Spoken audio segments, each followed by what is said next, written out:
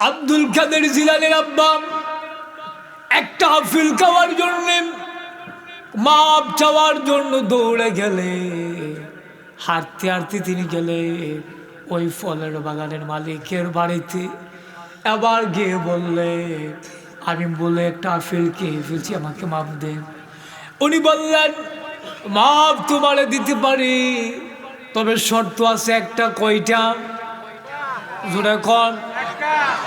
কই 12 বছর এই ফলের বাগানে খেদমত করা লাগবে। আবার 12 বছর খেদমত করলে, আবার গেলে আব্দুল কাদের জিলানীর বাবা গিয়ে বলবে, এবার আমার মাফ দে, আমি মাফ চাই ফলের খাওয়ার জন্য। আপনার বাগানের ফল আপনি যদি মাফ না দেন, কে মাফ দিবে? উনি বললে, তবে মাফ দিতে পারি, একটা শর্ত আছে। কয়টা? কয় শর্ত? কি আবার বলেন।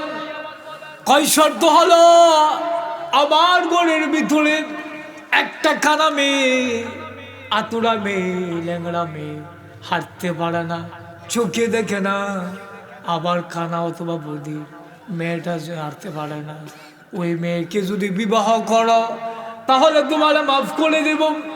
আব্দুল কাদের জিলানীর বাবা, আমাদের আমরা যারা বড় পীর হিসেবে জানি, ওনার বাবা মনে রাজি হয়ে গেলেন।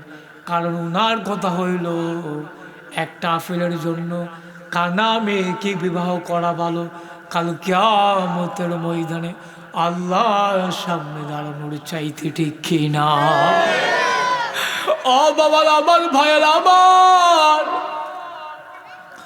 ও ভাইয়ের আমার, মন দিয়ে শুনে যাবো। আম্মা আব্দুল কাদের আব্বা আবার রাজি হয়ে গেলেন, ওনাদের মাঝে বিবাহ হয়ে গেলেন। বিবাহ করার পরে ওনার বিবি, মানে আব্দুল কাদের জিলানীর মা, ঘরের ভিতরে বৈশা রইল স্বামীর জন্য অপেক্ষায়। আর আব্দুল কাদের জিলানীর শ্বশুরে বলো, বাবা তুমি বাসর ঘরে যাও।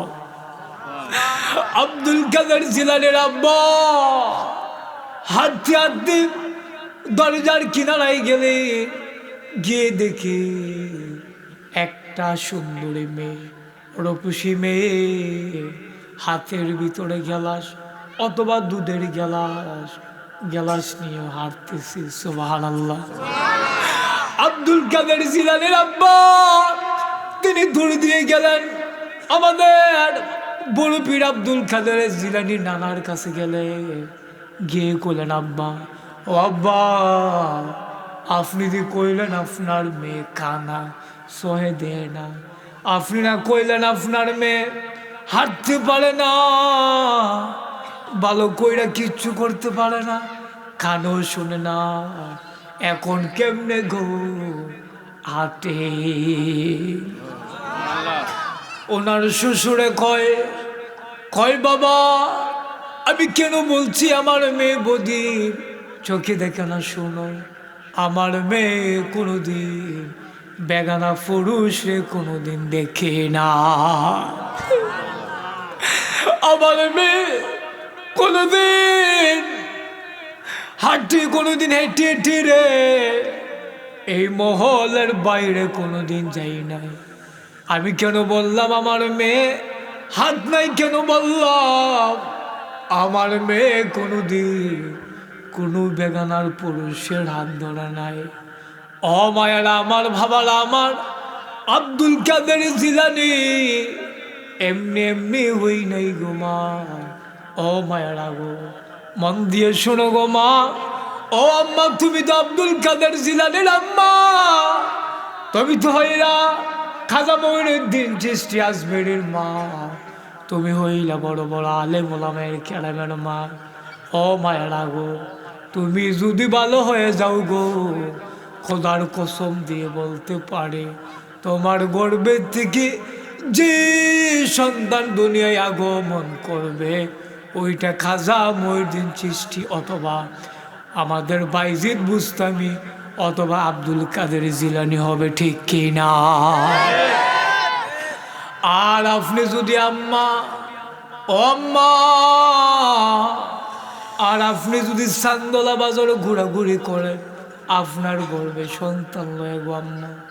আপনি যদি আম্মা ওই মাহফিলের কসমেটিকের দোকানে যদি ঘুরে ঘুরে খোলার কসম দিয়ে বলতে পারে, আর আপনি যদি স্টার জলসা জিল বাংলা দেহের সাকিব খানরে দেহের, আর যদি পূর্ণিমারে দেহের, খোদার কসম দিয়া বলতে পারি আপনার পেট থেকে নর্তিকা গায়িকা সাকিব খানার ফরিমনির মতো মানুষ হবে, ঠিক কিনা?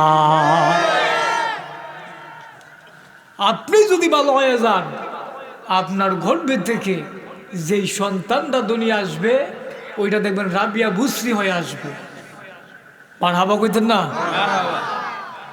আর আপনি যদি বেফরদাই চলাফেরা করেন, আপনি যদি যেমনি মন যেমনি চলেন, আপনার ঘর থেকে সেই ধরনের মানুষই পয়দা হবে, ঠিক না বাজান?